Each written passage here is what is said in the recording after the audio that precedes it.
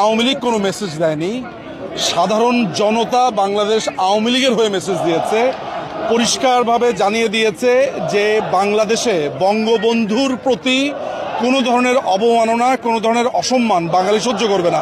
আমরা মানুষের জনে জনে গিয়ে বলেছি যে শোক পালন করেন। আজকে আমাদের সুপারস্টার শাকিব খান, আজকে সাকিব আল হাসান, আজকে বাংলাদেশের বিভিন্ন ফিল্ম নাটকের যারা স্টার আছে তারা প্রত্যেকে নিজে নিজে ফেসবুকে পোস্ট দিয়েছে, তারা লিখেছে যে বঙ্গবন্ধু অনন্য, আজকে শোক দিবস। যে যাই বলুক না কেন, পুরো ফেসবুক সামাজিক যোগাযোগ মাধ্যম আজকে বঙ্গবন্ধু ময় হয়েছে। আমরা কাউকে বলিনি, আমরা আমাদের মতোই ছিলাম।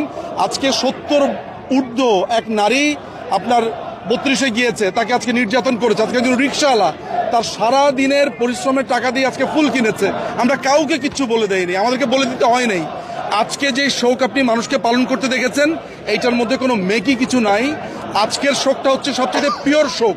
কোনো ধরনের এখানে লাভের, কোনো ধরনের পাওয়ার কোনো আশা নাই, শুধু আছে একমাত্র বঙ্গবন্ধুর প্রতি ভালোবাসা। বাংলাদেশ আওয়ামী লীগের কিচ্ছু করতে হয় নাই, বাংলাদেশের মানুষ বাংলাদেশ আওয়ামী লীগের হয়ে করিয়ে দেখিয়েছে। এই অবস্থায় আপনারা আওয়ামী লীগের কি অবস্থা হচ্ছে বা কি করবেন আপনারা সামনে? জনগণ কি আপনাদের পক্ষে মনে করছেন এখন? বাংলাদেশের মানুষ আমাদের পক্ষে আছে কি নাই এটা মনে হয় না আমাদেরকে বলে দিতে হবে। সারা বাংলাদেশের মানুষ শুধু একটা কথাই বলে, আগেই ভালো ছিলাম। আমরা কিন্তু আমাদের নীরবতা এত শক্তিশালী, যেমন জীবিত বঙ্গবন্ধু থেকে মৃত বঙ্গবন্ধু কত শক্তিশালী এটা আপনারা নিজের চোখে দেখেছেন। একইভাবে আওয়ামী লীগ কোনো ধরনের ঠিকমতো এখনো কর্মসূচি দেয়ই নাই, সে দেখছে। অথচ বাংলাদেশ আওয়ামী লীগের হয়ে সাধারণ মানুষ বলা শুরু করেছে, আমরা প্রধানমন্ত্রীকে চাই, আমরা মাননীয় প্রধানমন্ত্রী শেখ হাসিনাকে চাই। আমরা কিচ্ছু বলে দিচ্ছি না, মানুষ বলছে।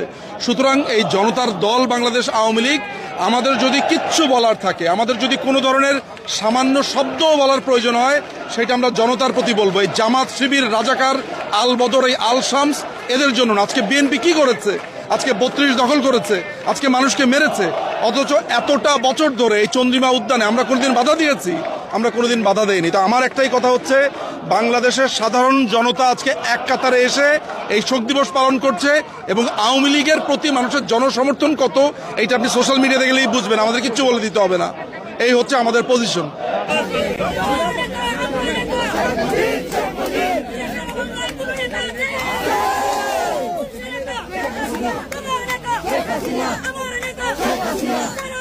শেখ হাসিনা